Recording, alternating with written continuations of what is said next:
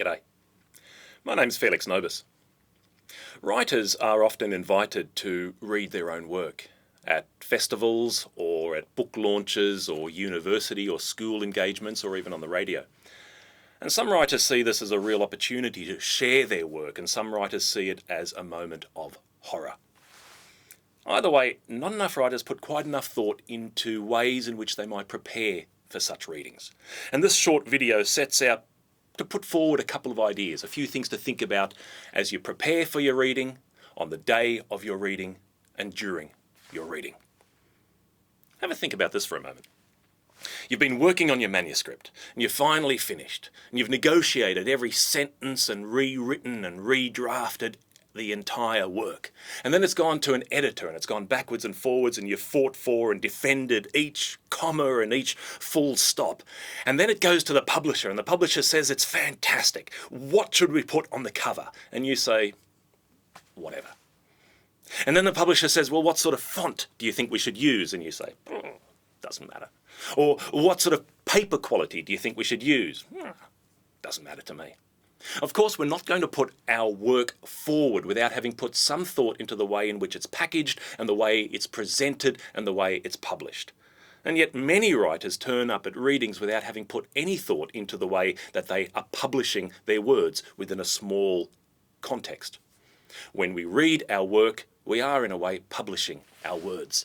And this short video gives us an opportunity to think about a few of the things that we might consider in preparation to this kind of publishing. When we're selecting what to read at a public reading, we might keep in mind that audiences listen to words in a very different way than they read words. The intense relationship between the reader and the page is interrupted at a public reading and is open to any number of distractions. And so while long descriptive passages might be the perfect way to ease your reader into the world of your book, they might not be the perfect sections for a public reading where the listener is open to so many distractions. And so finding a balance between passages of stillness and passages of movement might be a worthwhile thing to think about in preparation for a reading. And yet too much movement might also jumble and confuse the listener. Remember that when people are listening to words, they are forced into what is called left-right processing. They can't go back and double check, well, who's speaking now, or what section is that, or where are we now? They can only take the information as it is given to them. And so sections where too many characters are speaking or where there's too much going on might not be the right sections either. Finding sections that balance stillness with movement are often really successful sections to find in your reading to present at public readings. And when introducing your piece, put some work into thinking what is the crucial information that the audience needs to know at this point. There's nothing worse than having an author tell the entire plot of their novel and try to clumsily tell what all the relationships are of the characters. Ask yourself, does the audience need to know this? And sometimes less information is more enticing than too much information. Once you've selected the passage, get familiar with it. Find a comfortable pace, read it out loud, find some variation in your tone, think about breath, think about voice. There's nothing strange or vain about practicing sections of your own writing out loud. Think about emphasis. Try not to learn the section by rote, but let it become fluid. Find a form to it.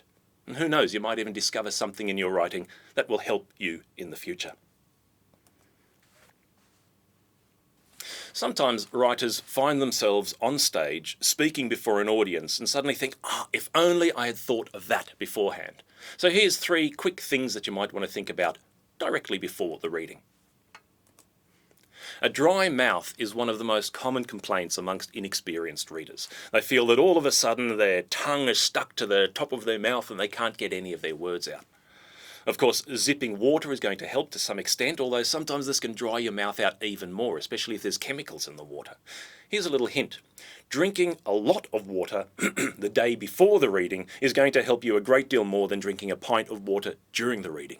Keep your body hydrated in the lead up to the reading and turn up with as much hydration as possible. Sometimes it's good to avoid particularly salty foods on the day of the reading. These might dehydrate your mouth.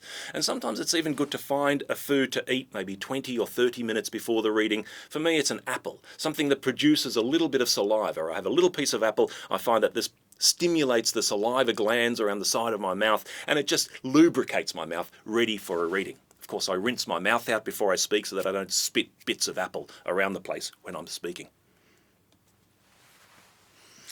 Of course, we all want to look our best when we're standing in front of an audience, and we might even buy a new piece of clothing.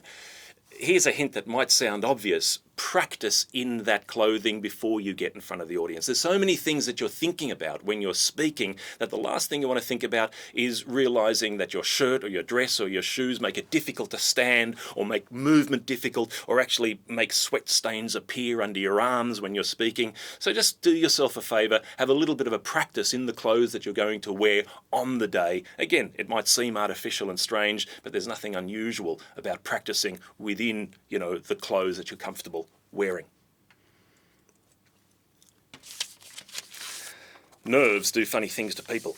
And one of the things they do, of course, is make us tremble and shake a little bit. And there's not much we can do about this. It'll go away with experience. But it becomes very difficult for readers to read their work when they are trembling. And I've literally seen people read like this, and it becomes incredibly difficult to read the words. And so you might want to think about whether it's best to read from your own book or read from a manuscript. The advantage with a manuscript is that you can make notes on it, you can write it in a larger font. It's usually easier to place on a podium so that you can look down and read it. You don't have to hold it open, and it's usually easier to negotiate anyway. So have a little bit of a think about what is going to be the best way to read and present your work. When you're reading, try to be familiar enough with your work that you're able to look up and make eye contact with the audience from time to time. This is going to stand you in very, very good stead. Be open, be confident, and remember that the people are there to enjoy your work. They're there to receive your words. They're there to hear your voice, and you have a responsibility to deliver to them what they have come to see.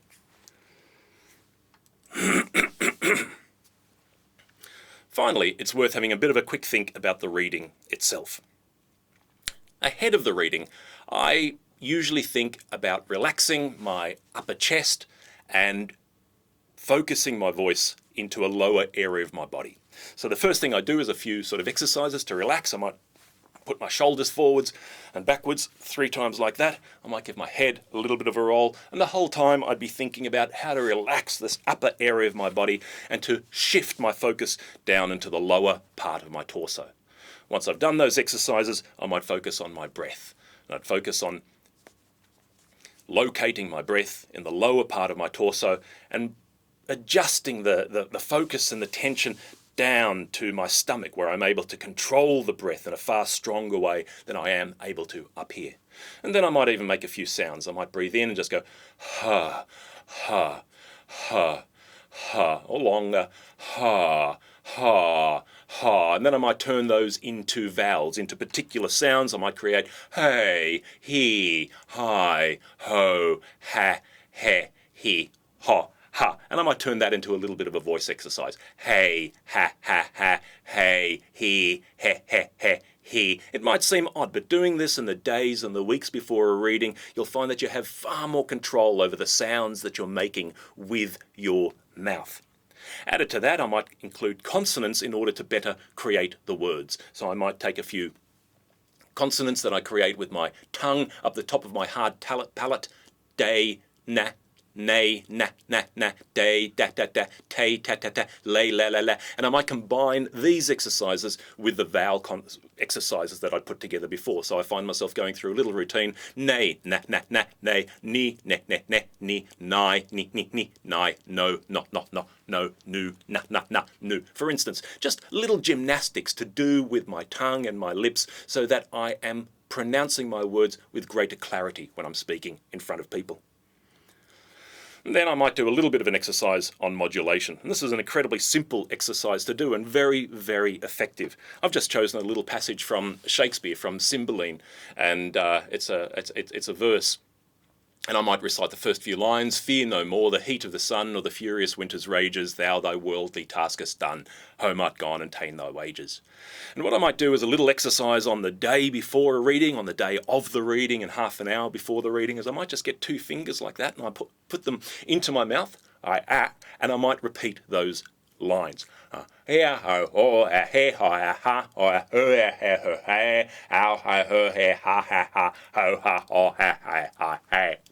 what I might do now is actually take three fingers and try it with them. So again, I'm going to just recite those lines with three fingers between my teeth.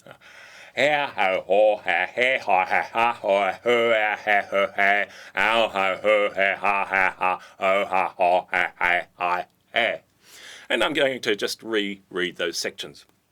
"Fear no more the heat of the sun, or the furious winter's rages. Thou thy worldly task hast done, home art gone, and ta'en thy wages." And what I find is that the back of my mouth is entirely opened up, and it's much easier to create the sounds, to create the words, and to communicate, and I feel I have a lot more control over my voice. It's a very simple trick, but very, very effective before a reading. Of course, one of the best things you can do when preparing for a reading is to watch the people who are reading before you, or the MC, or the person using the microphone and the stage before you.